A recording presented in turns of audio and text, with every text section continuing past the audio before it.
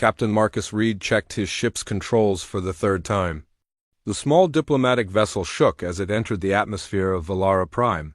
He was carrying the most important documents in human history, peace treaties that would allow Earth to join the Galactic Federation. Just deliver the papers and go home, he told himself. Simple mission. The ship's warning lights flashed red. Solar storms had damaged his navigation system during the long journey. Marcus tried to correct his landing path, but the controls were not responding properly. "Come on, work with me," he said, pulling hard on the steering controls. The ship crashed through tall purple trees and slammed into something that looked like a crystal building. Marcus felt his head hit the control panel. Everything went dark. When he woke up, Marcus found himself lying in wreckage. His head hurt badly and blood ran down his face. The ship was completely destroyed. Pieces of metal and glass were everywhere. He stood up slowly, feeling dizzy. "Great," he said. "This is not how I planned to meet aliens." Marcus looked around. He had crashed into what appeared to be beautiful gardens. Strange flowers glowed with soft light. In the distance, he could see a massive palace made of the same crystal material as the building he had hit. He needed help. His medical kit was somewhere in the wreckage, but he could not find it. Marcus stumbled toward the palace, hoping to find someone who could assist him. The palace doors were huge and covered with patterns that seemed to move on their own. Marcus pushed against them, and they opened silently. Inside, the walls glowed. With gentle blue light, everything was quiet. "Hello?" Marcus called out, "I need help. My ship crashed." No answer came. Marcus walked through long hallways, leaving drops of blood on the smooth floor. He was looking for what humans would call a medical room or hospital area. After several minutes of walking, Marcus saw a doorway with bright white light coming from inside. It looked like a medical facility. He pushed the door open and stepped inside. "Excuse me, I need—" Marcus began to speak, then stopped. In the center of the room stood a tall, elegant figure. The alien was completely without clothing. Her skin was pale blue and covered with glowing patterns that moved like living art across her body. She had long silver hair and large, golden eyes that stared at Marcus in complete shock. Marcus realized two things immediately. First, this was not a medical room. Second, he had just walked in on someone during a very private moment. "Oh no," Marcus said. He quickly turned around, facing the wall. "I am so sorry. I did not mean to. My ship crashed and I was looking for help." Behind him, the alien made sounds that might have been words, but Marcus could not understand the language. However, he could hear surprise and fear in her voice. Marcus took off his jacket without turning around. "Here," he said, holding it behind him. "Please take this to cover yourself. I will not look." The sound stopped. Marcus felt the jacket being taken from his hand. After a few moments, a voice spoke in perfect English. "You may turn around, human." Marcus slowly turned. The alien was now wearing his jacket, which was much too large for her. She looked less frightened, but still very surprised. "You are injured," she said, looking at the blood on his face. "Yes, my ship crashed in your gardens. I was looking for medical help." Marcus kept his eyes focused on her face, being careful not to look at anything else. "I am Princess Lyra," the alien said. "This is the royal palace of Valara Prime." Marcus felt his heart sink. He had not just interrupted any alien. He had walked in on a princess. "Your Highness, I deeply apologize. I meant no disrespect." Princess Lyra studied him carefully. The glowing patterns on her visible skin changed from rapid flashing to slower, steadier lights. "You can see my emotional patterns," she said, sounding amazed. "How is this possible? Your species has no translation technology for bioluminescent communication." Marcus did not understand what she meant about patterns, but he could tell she was curious rather than angry. "I do not know about patterns. I just know you seem surprised and maybe a little scared." "Fascinating," Princess Lyra said. The patterns on her skin changed again, becoming brighter. "You read emotions without technology? This is supposed to be impossible. Most humans can tell how others feel by looking at their faces and body language. Marcus explained. It works with other species too, apparently. Princess Lyra walked closer to examine Marcus's injured face. You're bleeding significantly. This requires medical attention. She pressed a small device on the wall. Immediately, several other aliens entered the room. They wore long robes and looked very official. When they saw Marcus with the princess, they began speaking rapidly in their own language. Princess Lyra responded in the same language. Marcus could not understand the words, but he could hear arguing. The other aliens seemed very upset. There is a problem, Princess Lyra told Marcus. You have interrupted a sacred molting ceremony.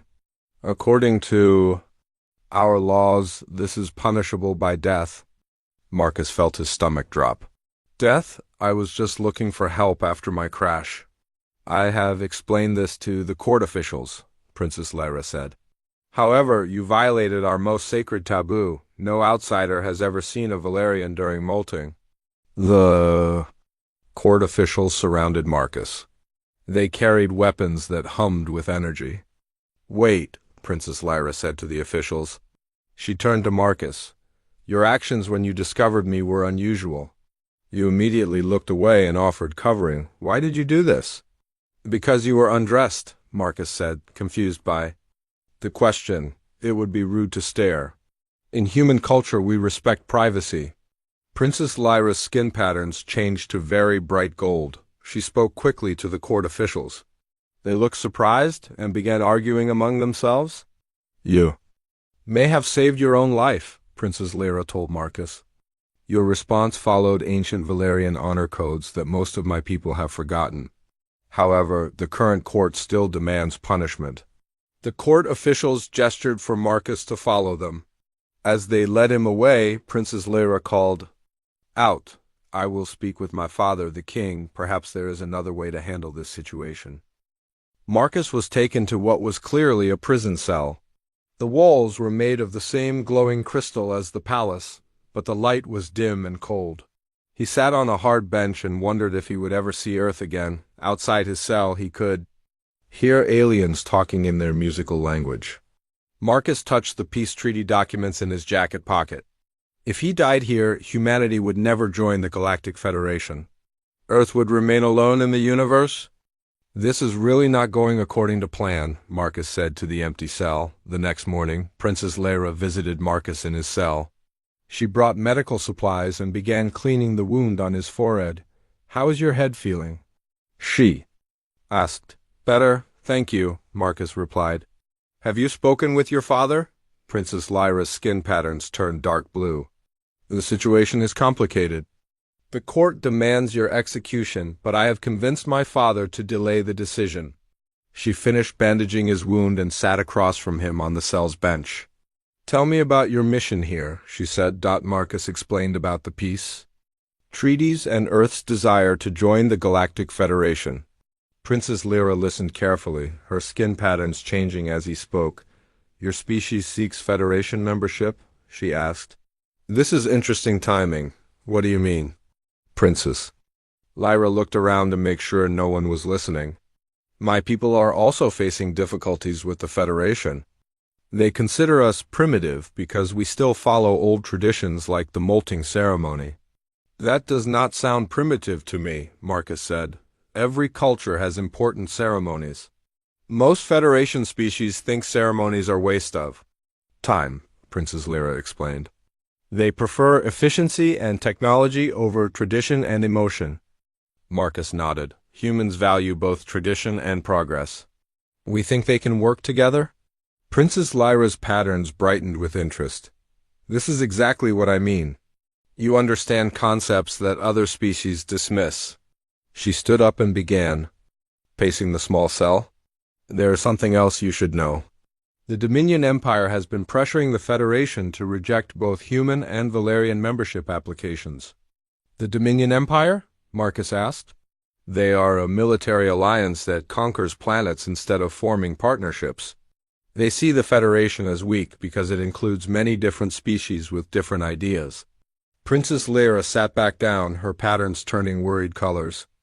If the Federation rejects our applications, both our worlds become targets for Dominion conquest. So we are both in the same dangerous situation, Marcus said. Yes, but there may be a solution. Princess Lyra leaned closer. I have been studying. Reports about your species? Humans have something very unusual. You can work with other species as equals. Marcus was confused. Is that not normal? No, Princess Lyra said. Most species either try to dominate others or submit to stronger ones. Humans seem to form genuine partnerships. This is extremely rare in the galaxy.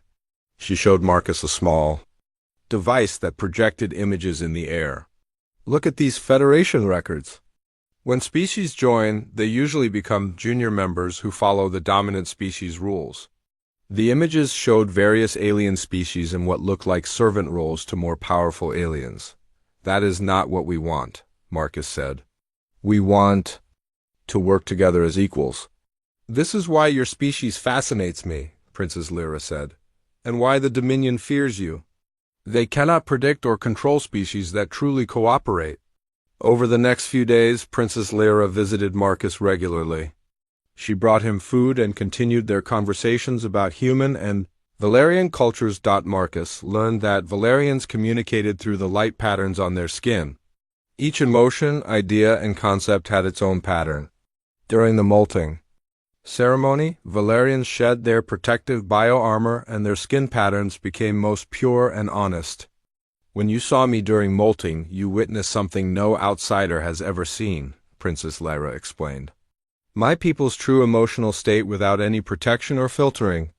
I am honored by your trust, Marcus said. Even though it was an accident. Princess Lyra's patterns showed what Marcus had learned meant happiness. You continue to surprise me. Most species would try to use such knowledge for advantage. That would be wrong, Marcus said simply, during these conversations. Marcus also shared human concepts about diplomacy and cooperation. He explained how humans had learned to work together despite having many different cultures and languages on one planet. On Earth, we have hundreds of different ways of life, Marcus said. But we have learned that differences make us stronger, not weaker. Princess Lyra was fascinated. The Federation believes differences create problems. They try to make all member species follow the same rules and customs. That sounds boring, Marcus said, and wasteful. Each species probably has valuable knowledge and skills that others could learn from. Exactly. Princess Lyra's patterns flashed bright gold. This is what I have been trying to tell the Federation Council for years. On the 5th day of Marcus's imprisonment, Princess Lyra arrived, looking worried. Her skin patterns were rapid and dark. What is wrong? Marcus asked. I have discovered something terrible, she said. Dominion spies have been working in the Federation Council. They have been secretly encouraging species to distrust each other. She showed Marcus intercepted communications on her device. Look at these messages. The Dominion has been spreading rumors that humans are aggressive and that Valerians are unstable. Marcus read the translated messages. They describe humans as violent primitives who would eventually attack other Federation members. The messages about Valerians claimed they were too emotional and unpredictable for civilized space. These are lies, Marcus said angrily. Yes, but the other species believe them because they do not understand human or Valerian cultures, Princess Lyra explained. The Dominion is using ignorance as a weapon. We need to expose this, Marcus said. I have tried, but the Council will not listen to me. They think I am just a young princess trying to save her planet. Princess Lyra's patterns showed frustration, and they certainly will not listen to a human prisoner. Marcus thought for a moment. What if we could prove that humans and Valerians can work together successfully? Would that change their minds? Perhaps, but how? You are in prison for violating our sacred laws. You said my response followed ancient honor codes, Marcus reminded her. Maybe there is a way to use that? Princess Lyra's pattern suddenly brightened. You might be right. Ancient Valerian law includes trial by cooperation. If a prisoner can prove they understand and respect our culture through action, their crime can be forgiven. What kind of action? Marcus asked. Usually, the prisoner must solve a problem that benefits Valerian society, Princess Lyra explained. But it has not been used for centuries. Marcus smiled for the first time since his imprisonment. Then it is time to bring back an old tradition. We have a Dominion spy problem that needs solving. Princess Lyra's skin patterns showed excitement mixed with hope. This could work, but it will be dangerous. If we fail, both our species lose their chance at Federation membership. If we do nothing, we lose anyway, Marcus pointed out. At least this way, we fight back. Princess Lyra stood up, her patterns now bright with determination. I will speak with my father tonight. Tomorrow we begin preparing for the trial by cooperation. As she left the cell, Marcus felt hopeful for the first time in days. He had crash-landed into the worst possible situation. But maybe, just maybe, it could become the best possible opportunity. King Aldrich of the Valerians was an imposing figure. His bio-armor gleamed like silver metal, and his skin patterns moved in slow, thoughtful rhythms. Marcus stood before the royal throne, flanked by guards, while Princess Lyra presented their case. Father, I request activation of the ancient trial by cooperation, Princess Lyra said formally. The king's patterns shifted to surprise. That law has not been used in 3 centuries, daughter. Why invoke it now? Because this human has shown understanding of our deepest customs, and together we have discovered a threat to both our species, Princess Lyra replied. King Aldrich studied Marcus carefully. Human, do you accept the terms of trial by cooperation? You must solve a significant problem facing our people. Success brings freedom and honor. Failure brings the originally prescribed punishment. Marcus nodded. I accept, Your Majesty. Very well. What problem do you propose to solve? Princess Lyra stepped forward. The Dominion spy network operating within the Federation Council. They are sabotaging both human and Valerian membership applications. The king's patterns flashed with anger. You have proof of this accusation? We have intercepted communications and identified behavioral patterns, Princess Lyra said. But we need to gather more evidence and expose the network publicly. King. Aldrich considered this for a long moment. Such a task would require resources, cooperation between our peoples, and significant risk. Are you prepared for this? Yes, Your Majesty, Marcus said. Princess Lyra and I have already begun developing a plan. The king granted them permission to proceed. Marcus was released from his cell, but remained under guard. Princess Lyra was assigned as his official partner for the trial. They set up a working space in the palace library, surrounded by Valerian historical records and Federation documents. Marcus was amazed by the Valerian writing system, the same. Glowing patterns from their skin could be preserved on special crystal tablets. Your people record emotions and ideas as living light, Marcus observed. This is beautiful and practical. Most Federation species consider it primitive because it cannot be easily digitized, Princess Lyra said. They prefer cold data storage. They are missing something important, Marcus said. Emotion and logic together create wisdom. Separate them and you get either cold calculation or chaotic feeling. Princess Lyra's patterns showed agreement. This is exactly what I have been trying to explain to the Federation for years. As they worked together, Marcus learned more about Valerian abilities. Princess Lyra could detect lies by reading micro-expressions in skin patterns. She could also communicate complex philosophical concepts through light language that would take hours to explain in words. In return, Marcus taught Princess Lyra about human tactical thinking and pattern recognition. Humans excelled at seeing connections between seemingly unrelated events and adapting their strategies based on incomplete information. Look at these communication logs, Marcus said, pointing to intercepted Dominion messages. They are not just spreading lies. They are timing their disinformation campaigns to coincide with Federation Council votes. Princess Lyra studied the data. You are correct. Each lie is carefully crafted to affect specific species prejudices. Her pattern showed amazement. How did you see this pattern so quickly? Human brains are good at finding patterns, even when they are hidden, Marcus explained. We evolved on a planet where survival depended on predicting animal behavior and weather patterns. Fascinating.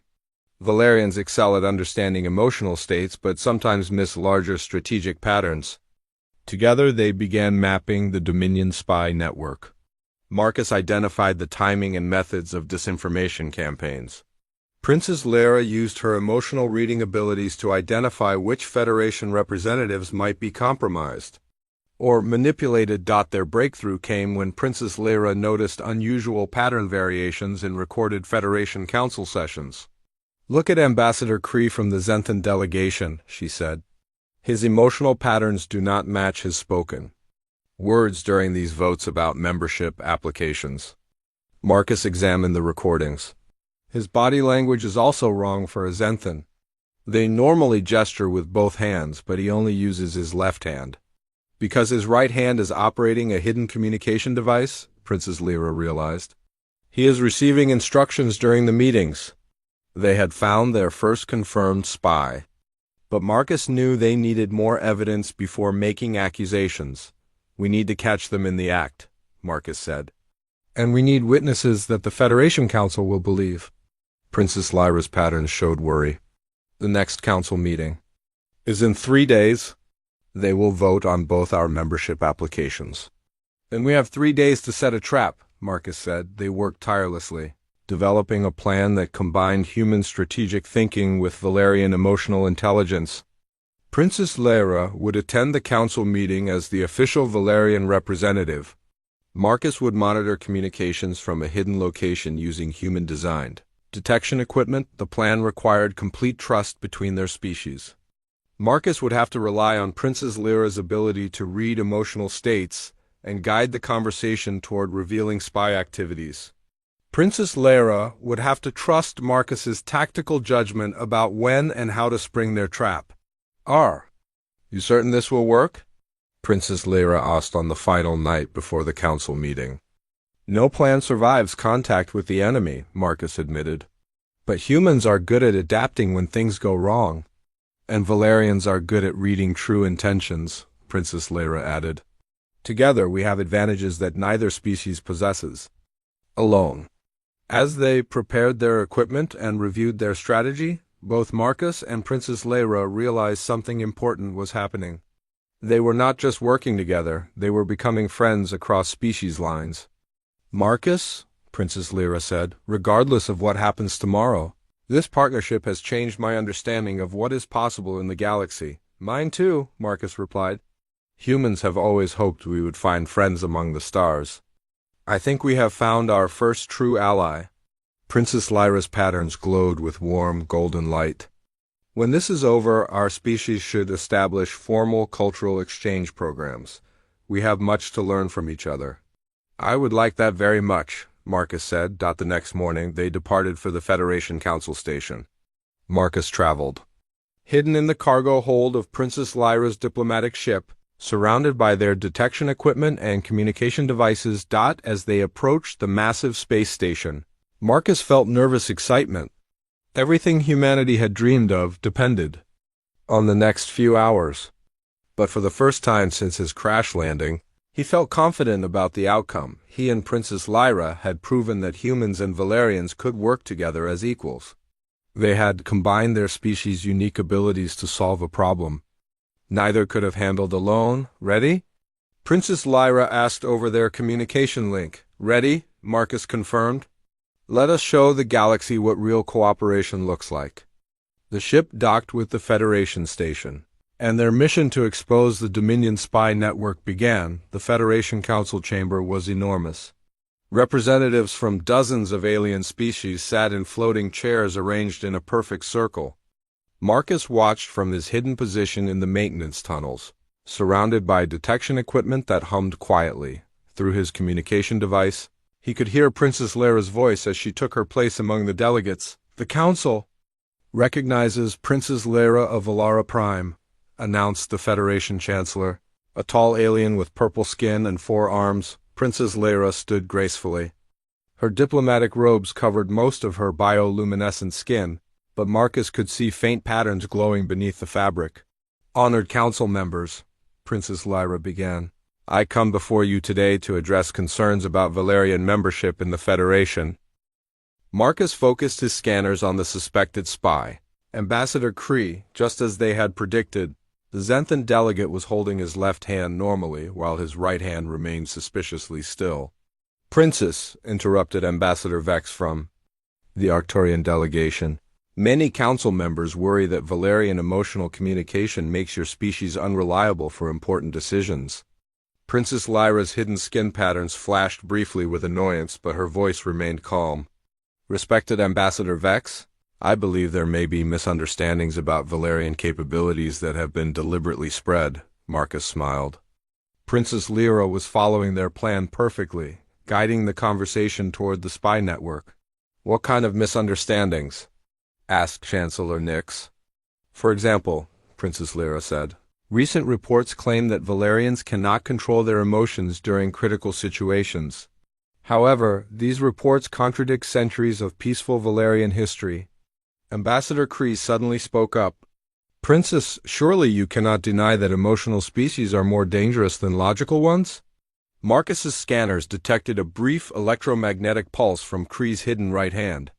Someone was sending him instructions. Ambassador Kree raises.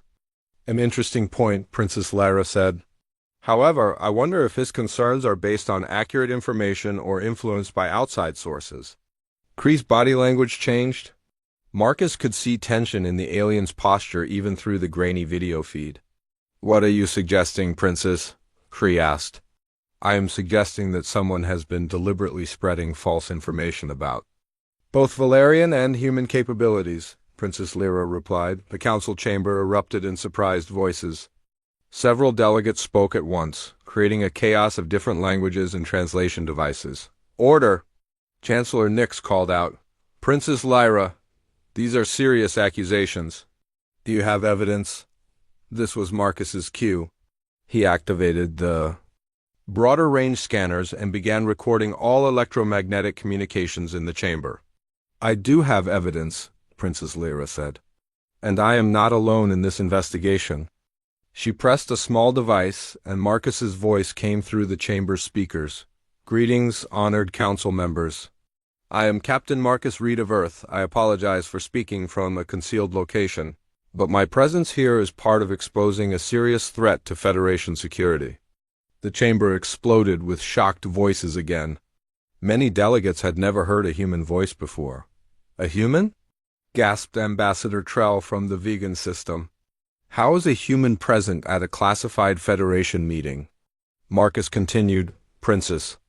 Lyra and I have discovered evidence of Dominion Empire spies operating within the Federation Council. These spies have been spreading false information to prevent cooperation between Federation species. Preposterous, shouted Ambassador Kree. This is obviously a desperate attempt to gain membership through deception. Marcus had been waiting for this reaction. Ambassador Kree, could you please explain why you have been receiving hidden communications during this meeting? I have not, Kree began, then stopped. Marcus activated his electromagnetic pulse detector, and the sound of electronic signals filled the chamber. The signals were coming directly from Kree's position. The electromagnetic signatures matched Dominion. Military communication protocols, Marcus announced. Princess Lyra, can you confirm Ambassador Kree's emotional state? Princess Lyra focused on the Xanthan delegate. Even through her robes, her skin patterns became visible as they brightened with concentration. Ambassador Kree is experiencing extreme fear and deception patterns, she reported. His emotional state confirms he is hiding something significant. Kree suddenly stood up and tried to leave the chamber, but Federation security forces were already moving to intercept him. Wait, Kree called out desperately. You do not understand. The Dominion promised to spare our worlds if we provided information. What information? Chancellor Nix demanded. Details about Federation military positions, trade routes, and membership. Applications, Kree admitted. They specifically wanted to prevent human and Valerian membership. The chamber fell silent. Marcus felt a chill as the implications became clear. How many others? Princess Lyra asked quietly. Kree looked around the chamber with defeat in his posture. 12 delegates from different systems. The Dominion has been planning this infiltration for years. Marcus quickly ran his scanners across all the delegates. I am detecting hidden communication devices from multiple positions in the chamber. One by one, the compromised delegates were identified and detained. Each confession revealed more of the Dominion's plan to weaken the Federation from within, but as the last spy was removed from the chamber, alarms began blaring throughout the station. "All council members to emergency positions," announced the station's computer. Dominion fleet detected approaching Federation space. Through the chamber's windows, Marcus could see the stars flickering as massive ships dropped out of hyperspace. The Dominion had arrived in force. They are attacking now because their spy network has been exposed. Princess Leia realized. Chancellor Nix looked around the chamber at the remaining legitimate delegates. "We need to coordinate our defense forces immediately." "Honored Chancellor," Princess Leia said, "I request permission to include Captain Reed in the emergency planning. Human tactical abilities may be valuable in this situation." "A human has never participated in Federation military planning," objected Ambassador Vex.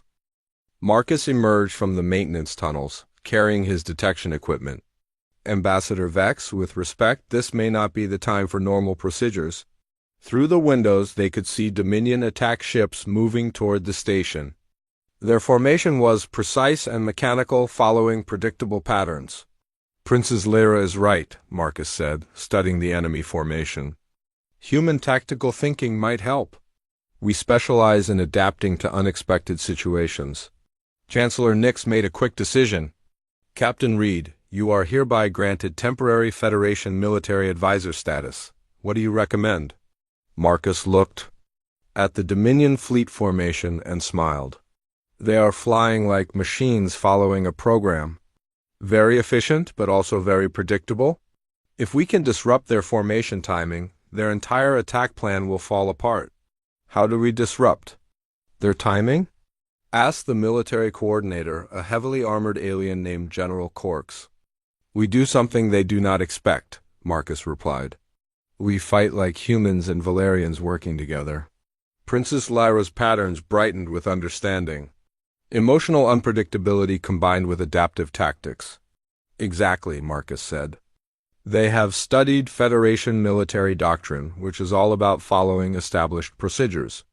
But they have never encountered human-Valerian cooperation." General Corks looked skeptical. "What makes you think this untested combination will succeed?" Marcus and Princess Leia looked at each other and smiled. "Because," Princess Leia said, "we just exposed their entire spy network using exactly this combination." "And," Marcus added, "humans have a saying, if you are not prepared to fail, you are not prepared to succeed. The Dominion is so focused on not failing that they cannot adapt when their plans go wrong." Chancellor Nix nodded decisively. "Very well. Captain Reed and Princess Leia will coordinate our defense strategy. All Federation ships will follow their combined tactical guidance." As the Dominion fleet moved closer, Marcus felt the familiar excitement of a tactical challenge. Beside him, Princess Leia's skin patterns showed determined confidence. "Ready to show them what real cooperation looks like?" Marcus asked. "Ready," Princess Leia replied. "Let us teach the galaxy that friendship is stronger than conquest." The Federation defense fleet looked small compared to the approaching Dominion armada. Marcus stood in the command center, studying tactical displays while Princess Leia coordinated with ship captains from a dozen different species. "Dominion fleet is maintaining standard attack formation," reported General Corks. "They will reach firing range in 10 minutes. Marcus nodded, watching the enemy ships move in perfect geometric patterns. "Princess Leia, are you ready with the emotional communication network?" "All Valerian ships are linked," she confirmed.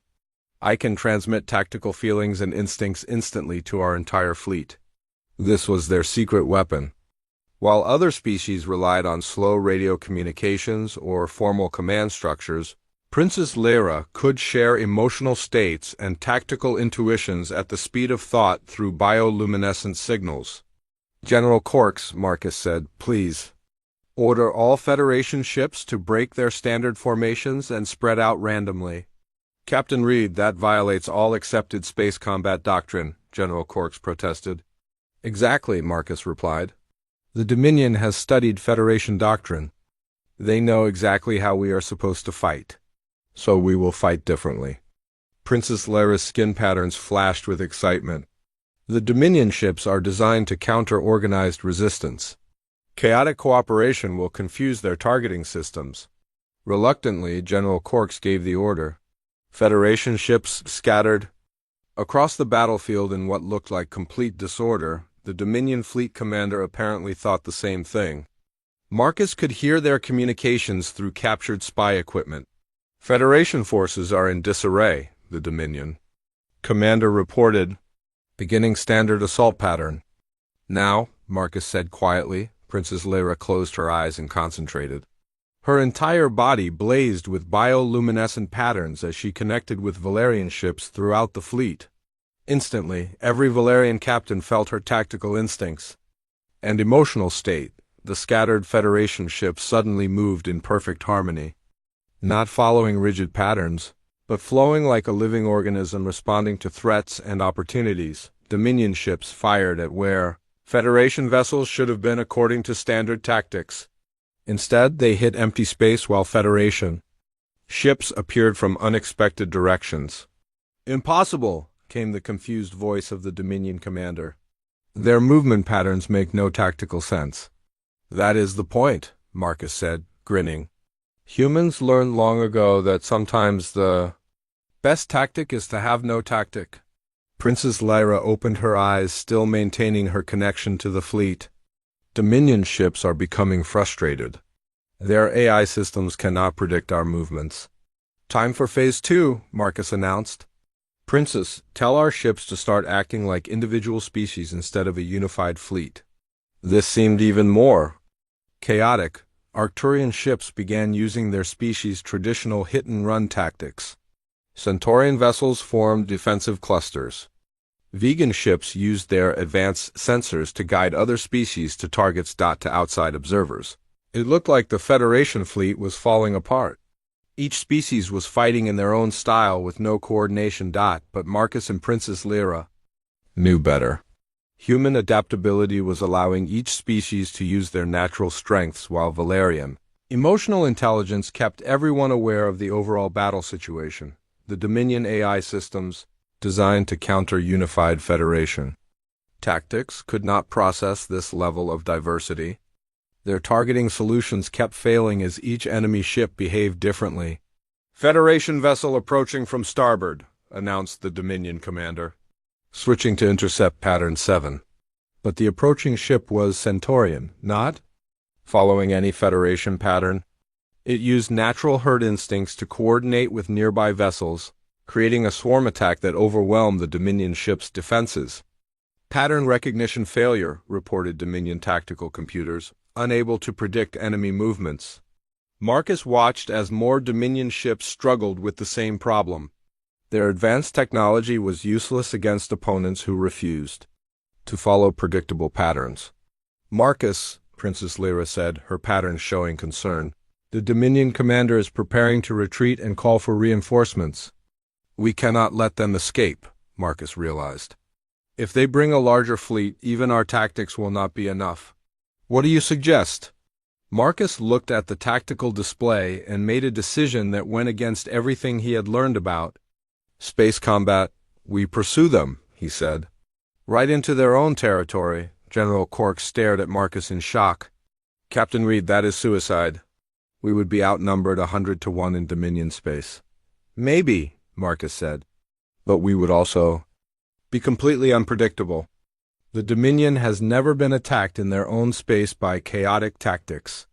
Princess Lyra's patterns showed understanding mixed with fear. A human would call this crazy, but it might work. It will definitely surprise them, Marcus agreed. Princess, can you maintain emotional coordination across that distance? I can try, she said, but I will need help from other Valerians to amplify the signal. Within minutes, every Valerian ship in the fleet was linked in the largest bioluminescent communication network ever attempted.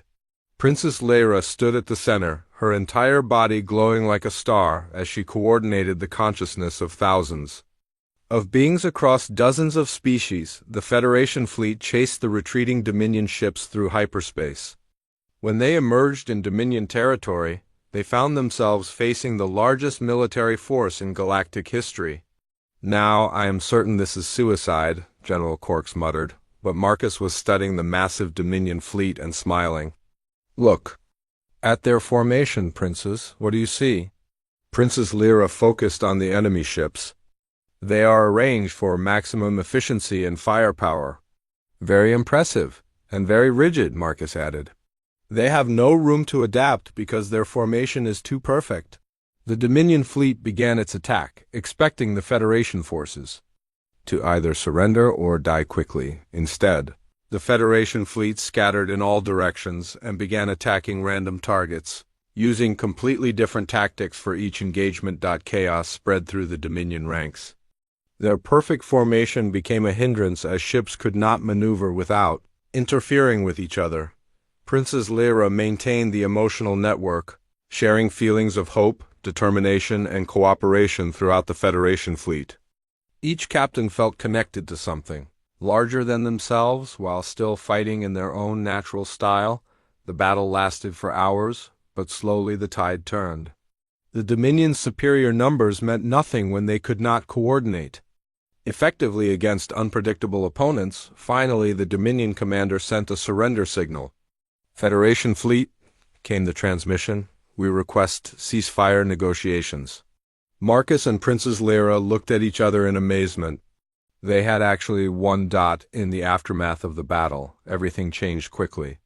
The Dominion Empire agreed to end their expansion campaigns in exchange for avoiding complete military defeat.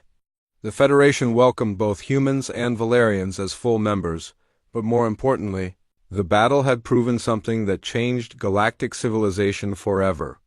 The Federation Council recognizes Captain Marcus Reed and Princess Lyra as joint architects of the new cooperative defense doctrine, announced Chancellor Nix at a ceremony 6 months later. Marcus wore a formal human uniform while Princess Lyra displayed elaborate ceremonial bioluminescent patterns. Around them stood representatives from every Federation species. "Your demonstration that diverse species fighting together are stronger than unified forces following rigid doctrine has revolutionized our understanding of galactic cooperation," the Chancellor continued. After the ceremony, Marcus and Princess Lyra walked through the Federation gardens on the capital world. Representatives from dozens of species nodded respectfully as they passed. "Hard to believe it all started with me crashing into your molting ceremony," Marcus said. Princess Lyra's patterns showed amusement. "Perhaps the most embarrassing first. Contact in galactic history became the most important." "What happens now?" Marcus asked. "Now we build something new," Princess Lyra replied. "The Federation has approved the Human-Valerian Cultural Exchange Program. We will teach other species that cooperation is more powerful than domination," Marcus smiled. "And maybe prevent future wars by helping species understand each other better." "Exactly.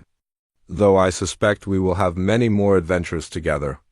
As they walked, Marcus reflected on how much had changed. Humans were no longer alone in the universe. More importantly, they had found their place as bridge builders between species. Princess Lyra had become more than a diplomatic partner. She was his closest friend and Earth's greatest advocate in the galactic community. "Princess," Marcus said, "thank you for seeing the person inside the clumsy human who crashed into your ceremony." Princess Lyra's patterns glowed with warm golden light. "Thank you for showing me that friendship across species is not only possible, but essential for galactic peace." Above them, ships from Earth and Valara Prime flew together on joint exploration missions. In the distance, construction began on the first human Valerian research station. The galaxy had learned an important lesson. Diversity was not a weakness to be managed, but a strength to be celebrated.